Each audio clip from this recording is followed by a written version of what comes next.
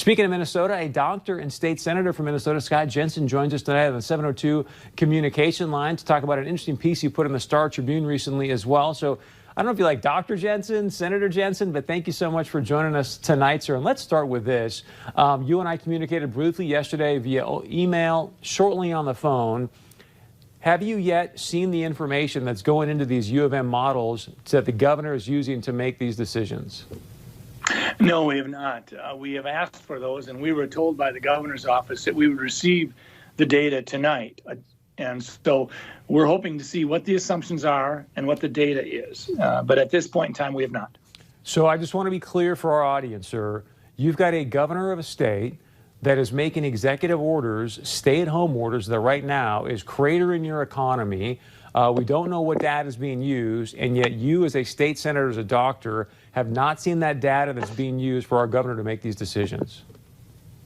No, we have not. And does that not concern you? I mean, shouldn't the people of Minnesota be screaming right now? Well, I think, Minnesota nice. We want to be good soldiers in that, but I think that people are starting to say, hold it now. We need to have a deeper understanding of this, and we're not getting it. I think that, in Minnesota, as a physician, I received an email last week from the Department of Health coaching me on how to fill out death certificates. And I've never really received coaching from the Vital Statistics Agency in terms of how to do a death certificate. But basically, I felt like they were saying, you don't have to have a confirmed laboratory test for COVID-19 in order to make the death certificate be COVID-19. So wait. Sir, I don't mean to interrupt you, but that and what you just said, I think is critically important. Can you repeat what you just said, please? Well, last Friday, I received a 7-page document that sort of told me that if I had an 86-year-old patient that had pneumonia but was never tested for COVID-19, but sometime after she came down with pneumonia, we learned that she had been exposed to her son who had no symptoms, but later on was identified with COVID-19, that it would be appropriate to diagnose on the death certificate COVID-19. Now, we've not done that. If someone has the pneumonia and it's in the middle of a flu epidemic, and I don't have a test on influenza, I don't diagnose influenza on the death certificate. I will say this elderly patient died of pneumonia. I don't mean to interrupt you, but my heart is sinking right now as you're telling me this. You're a doctor. Why in the world would they be sending you out information to fill out death certificates, whether the person's been diagnosed with COVID-19 or not, but then to say in the death certificate this person's death was caused by COVID-19? That does not sound right to me. I went to the person in our office who does most of the death certificates over the last 10, 20 years, and I said, does this sound right? I had her look at the documents that I printed off, and she said, well, we've always been told that you always put down just facts. You don't put down any probabilities. You don't put any presumptions down. It's just what you know. And so this is concerning. And it actually gets to your point, Chris. When we start talking about the data that goes into the modeling, we have to ask ourselves a question. Are we being forthright? Are we sharing with the public? Minnesota, North Dakota, we don't need to be having it sugar-coated. We want to know what's going into your modeling. So with that being said, why would they want to skew the number of deaths due to COVID-19? Well, fear is a great way to control people, and I worry about that. I worry that sometimes we're so darn interested in just jazzing up the fear factor that, sometimes people's ability to think for themselves is paralyzed if they're frightened enough. And that's not where I want people to be. I want people to say, we're going to get through this.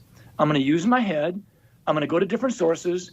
I'm going to listen to different sources. And I'm going to think for myself, because that's what America's about. Senator, if you don't mind, after this interview, if you can send me that 7-page document. And just for clarity, you were sent a 7-page document by who again? The Department of Health. Department of Health.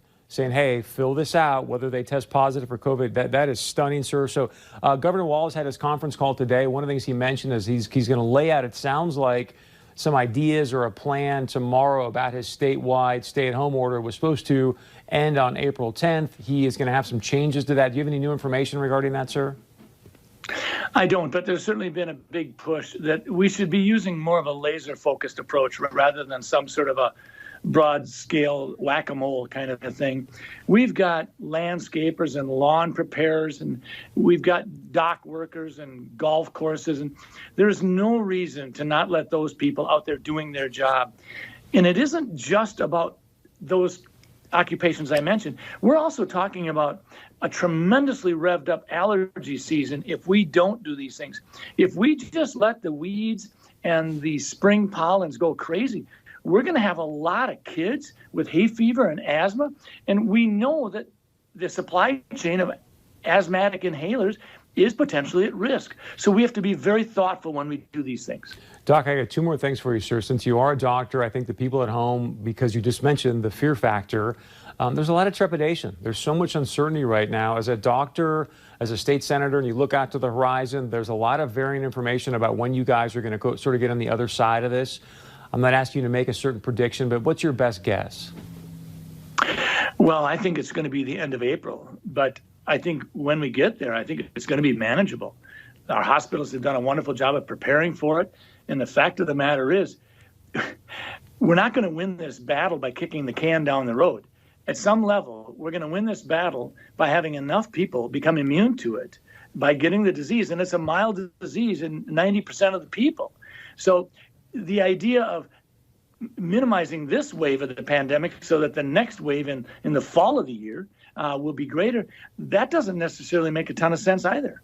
Yeah, Doc, last question. I got about 60 seconds, sir. We'd love to have you back, but I actually originally brought you on because I thought you had a fascinating piece in the Star Tribune. If we can bring this up, Christy, but it says, hey, more thoughtful lockdown rules could spare loss and suffering. It was really geared towards, look, guys, we've got to obviously put public health first, but also be concerned about our economy.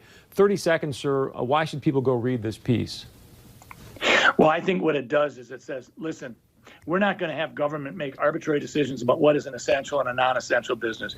We're talking about measuring what we're trying to do. We're trying to provide some separation. We're trying to provide some social distancing. And if that's the case, we need to look at what's a safe occupation and what's not. So if two people are mowing a lawn on a golf course and they're 30 yards apart, that's not an issue.